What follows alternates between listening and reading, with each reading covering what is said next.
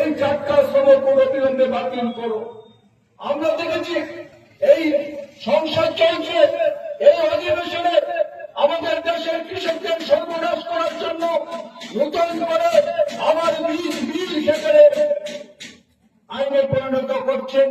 এই বিল যদি পাস হয় আমাদের দেশের কৃষকদের অবস্থা এমনিতে ভালো, ন্যায্য ফসলের উৎপাদনের পয়সা তারা পায় না, তারপরে এই বিল এনে আমাদের দেশের কৃষকদের আরো সর্বনাশ করার জন্য সেখানে নরেন্দ্র মোদী সরকার সিদ্ধান্ত গ্রহণ করছে।